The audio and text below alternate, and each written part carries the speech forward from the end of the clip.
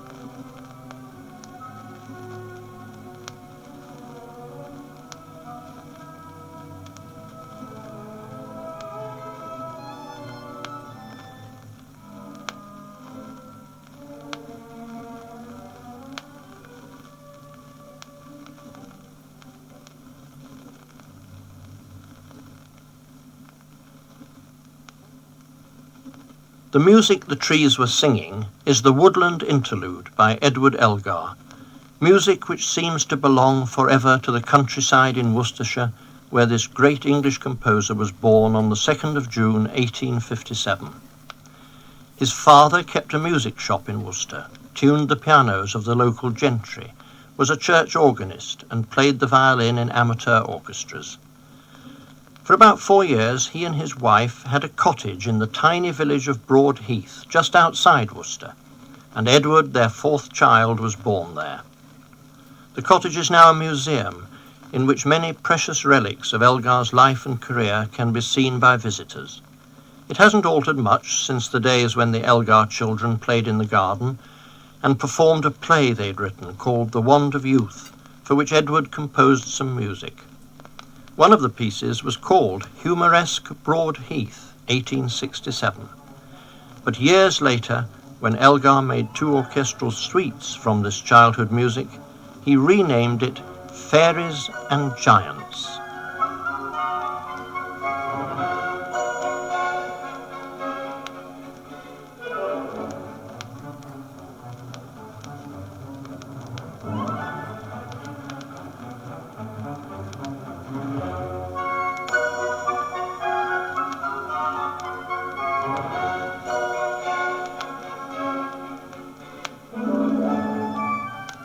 From his earliest childhood, Elgar was deeply musical. He had violin lessons and his father taught him the organ, but it wasn't as a performer that he found the greatest satisfaction. As a boy of 6 or 7 years old, he felt the urgent need to create his own music. He was found one day sitting on the bank of the River Severn with a pencil and some music paper. He said he was trying to write down what the reeds were saying. Throughout his life, he wrote his best music in the quiet of the countryside. "Music's in the air all around you," he once said. "You simply take as much of it as you want."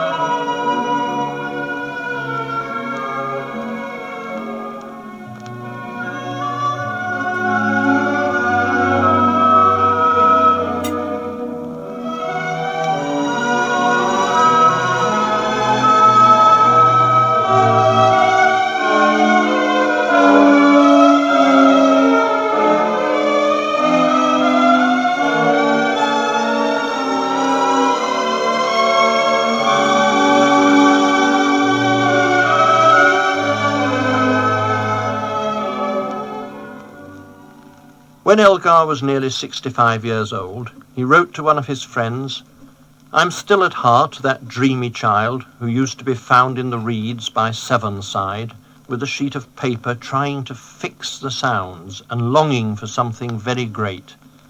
Then he added something rather surprising. "But as a child and as a young man and as a mature man, no single person was ever kind to me." All his life he felt bitter about the long struggle he had before his music won recognition beyond Worcestershire.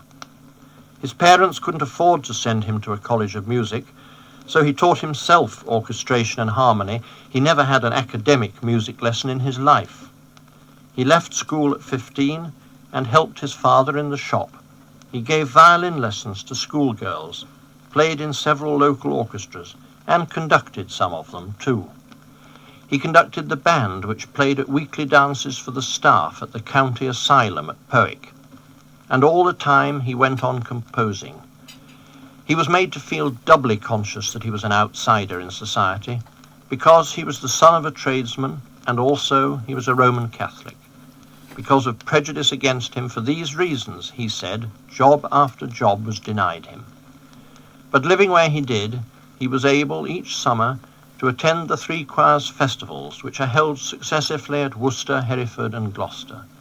He played in the orchestra at the festivals on several occasions, and it was the Worcester Committee who asked him to write an orchestral work for the festival in 1890. The result of this commission was Froissart, named after the French chronicler of historical romance. Elgar put a quotation from Keats on the score, "When chivalry lifted up her lance on high." Here, for the first time, we hear the note of exalted heroism in Elgar's music.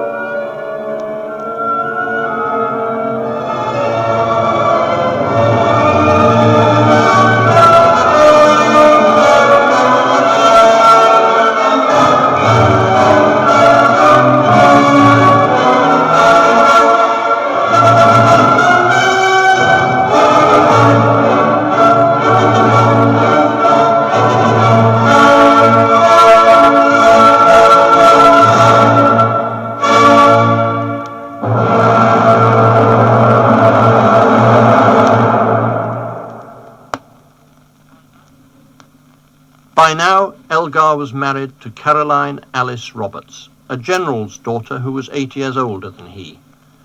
Alice Elgar had an unshakable faith that Elgar was destined to be a great composer, and they went to live in London so that he could interest publishers and conductors in his work. But no one wanted to know about him. They had very little money, and Elgar hated living in a city, much as he loved London itself.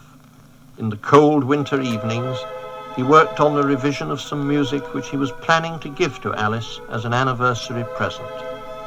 Some of the anguish he was feeling found its way into the slow movement of this serenade for strings.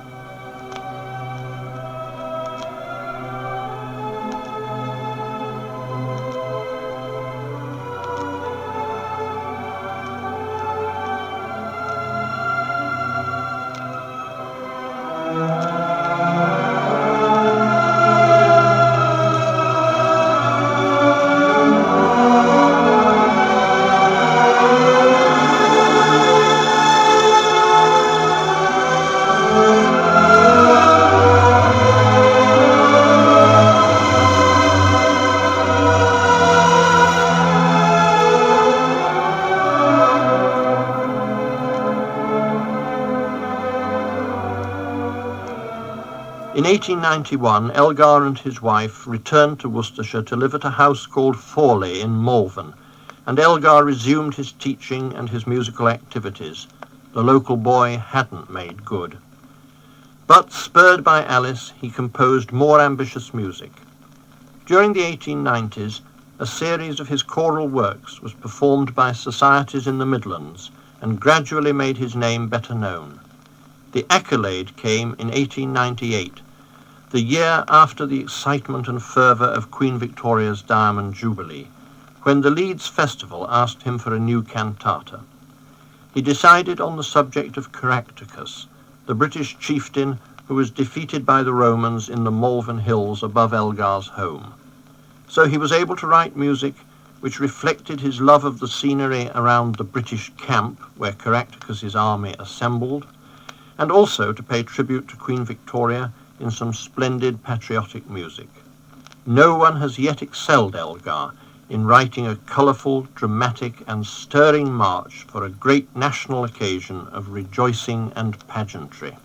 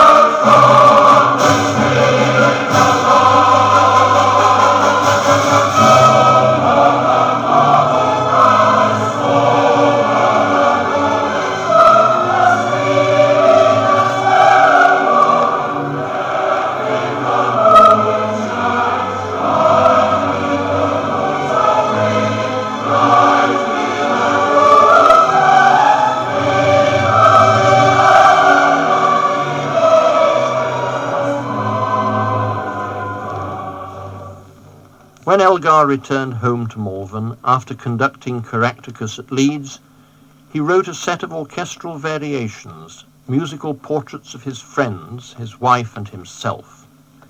The theme of the variations he called Enigma. He sent the work to the great conductor Hans Richter, who included it in a London concert in June 1899. It was a triumphant success, at once acknowledged as a masterpiece of imagination and of orchestration. To one of the subjects of the variations, a girl Elgar nicknamed Dorabella, he said, "The variations are finished, and yours is the most cheerful. I have orchestrated you well." A rose, which Dorabella is said to have given to the garden of Elgar's birthplace, still blooms each summer, but her music is her immortality.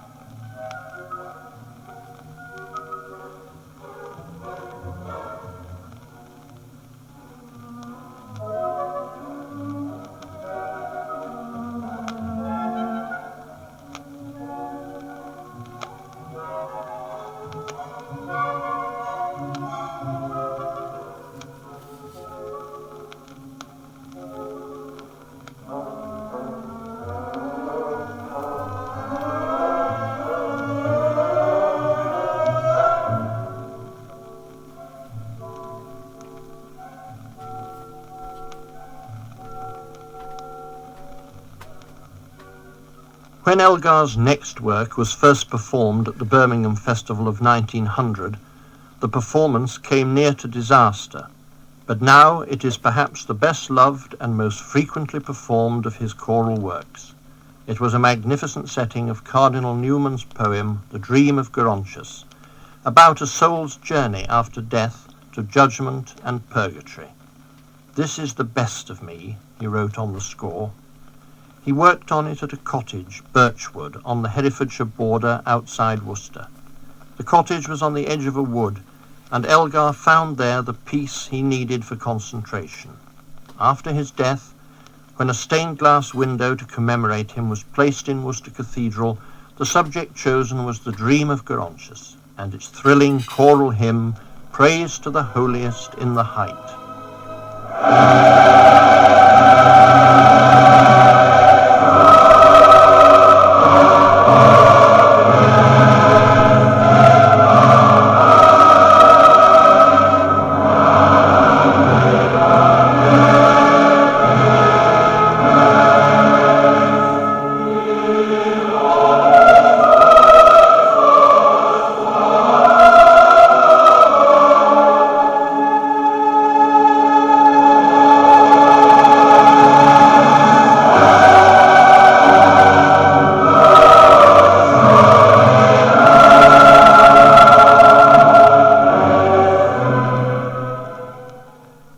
Elgar once told his mother he wouldn't be content until he was so famous that a postcard from abroad addressed to just Edward Elgar, England, reached him. That wouldn't have happened after the Enigma Variations and Gerontius, but it became a certainty in 1901 when his Pomp and Circumstance March No. 1 was first played. It took the public by storm, especially the memorable central melody. When King Edward VII heard it, he advised Elgar to fit some words to it, and then the king said the tune would go round the world. Elgar acted on this suggestion in the ode he wrote for the king's coronation in 1902. The finale was called Land of Hope and Glory, and the king was right.